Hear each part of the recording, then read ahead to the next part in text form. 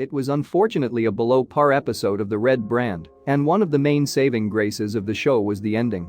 As usual, Alexa Bliss was the star of Raw, and we saw the aftermath of her attack on Randy Orton. The parts we won't cover include The Miz and John Morrison's segment with Gillberg, Woods' loss to Mace of Retribution, Jackson Riker's match against Jeff Hardy, Riddle, and Lucha House Party's match against The Hurt Business, and Drew McIntyre's appearance. The WWE Champion revealed that he will be returning to Raw next week. Goldberg is returning to Raw as well. So let's jump right into the most interesting part of the night on Raw. If you are new here, you are welcome. Be sure to like and subscribe. Is Alexa Bliss in pursuit of the Raw Women's Championship? Alexa Bliss was by far the best part of Raw, but that should come as no surprise since she has been stealing the show for a good part of the last month. Since post-TLC, Alexa Bliss re-emerged and has been one of the central figures on Raw. She had a playground segment with Asuka, one that saw the Raw Women's Champion get creeped out. The fear was visible in her eyes, and it was then that Alexa Bliss declared her entry into the Royal Rumble. We incorrectly assumed that she would be challenging for the Raw Women's title at the Royal Rumble, but there must be some way that she fits into the picture. As of now, Asuka doesn't have a Royal Rumble opponent for the Raw Women's Championship, but after what happened, it should be Alexa Bliss. In the main event, there was a cut to a commercial that ended on a cliffhanger. When we returned from the break, Alexa Bliss's look had changed, and she had black lipstick out of nowhere. It was a great moment and she overpowered and humiliated the Raw Women's Champion and defeated her with relative ease. While Asuka has always been presented as strong, this was still a good way to protect her, and her expressions were on par with Alexa Bliss. As for Randy Orton and the aftermath of last week's Raw ending, we will get to that later. Ric Flair and Lacey Evans' bizarre romantic storyline on Raw. Charlotte Flair took on Peyton Royce on Raw, and for the first time in 3 episodes, she finally picked up a win. It didn't come easy, however. It was a random singles match, with seemingly no tag team title picture even brought up. The most notable moment of the match was when Ric Flair came out, followed by Lacey Evans wearing his robe. We're not sure why there's a feud between Charlotte and Lacey Evans on Raw when no title is on the line.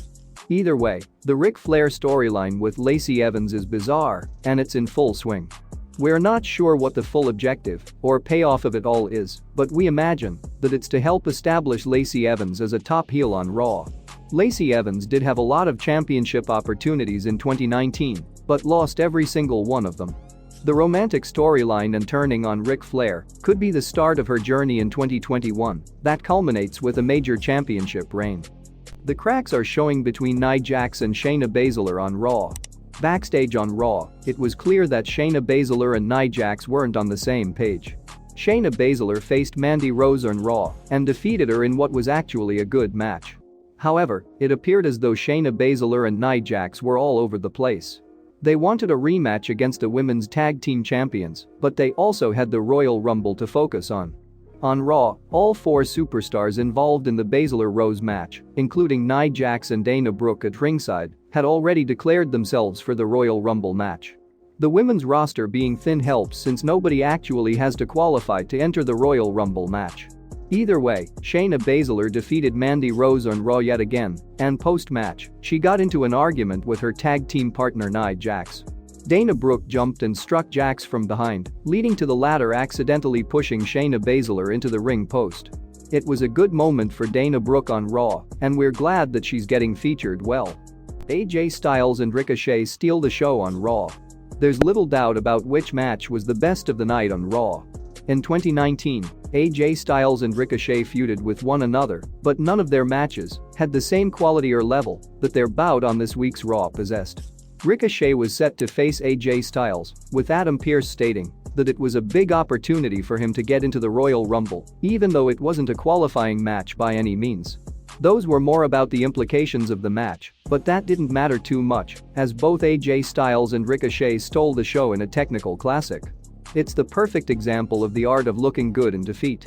AJ Styles had some tension with Adam Pearce and mocked him for running away from his match against Roman Reigns at the Royal Rumble.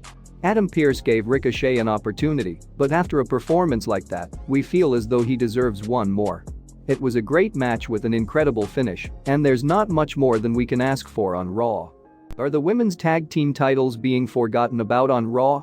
What happened to the women's tag team titles on Raw? It seems as though Shayna Baszler and Nia Jax care about it more than Asuka and Charlotte Flair do. While we understand that Charlotte and Asuka are singles stars first, it seems as though WWE is wasting the women's tag team championship. Charlotte Flair's return to TLC meant that they had to have a title change. However, they should have dropped them soon after on Raw. Shayna Baszler and Nia Jax were much better off holding the titles. At this point, we would argue that even Dana Brooke and Mandy Rose are more suitable for being tag team champions. Putting together two top singles stars doesn't always work. While it seemed like Charlotte Flair was targeting Asuka and the Raw Women's Championship, she's now in a feud against Lacey Evans instead. WWE has neglected the women's tag team titles once again on Raw, and that usually happens unless there's a serious team that isn't going to break up anytime soon. Randy Orton opens Raw with a new look. The biggest question after Raw last week was what the aftermath of the assault on the Viper would be. Randy Orton's face was set on fire, and that was the end of the show. Thankfully, WWE decided to open Raw with Randy Orton. While at first, he looked like a member of the Lucha House Party, it was his new look. He proceeded to cut a promo, stating that he held no malice towards Alexa Bliss, nor did he blame her for anything. His target is The Fiend. The big question is, where is The Fiend? This was the penultimate episode of Raw to the Royal Rumble, which means that there is only one episode of Raw left before the road to WrestleMania begins. The Fiend's influence runs through Alexa Bliss on Raw, but how long must we wait for Bray Wyatt to return? It will be interesting, but given all this build, it would be a shame if Bray Wyatt doesn't return and decimate Randy Orton. The entire build on Raw has centered around Alexa Bliss vowing that The Fiend will return stronger than ever, and his influence has been felt. Hopefully, it's implemented well on Raw. The only confusion we have is as to who the babyface is supposed to be. Perhaps it's one of those storylines that transcend any requirement for a face-heel dynamic,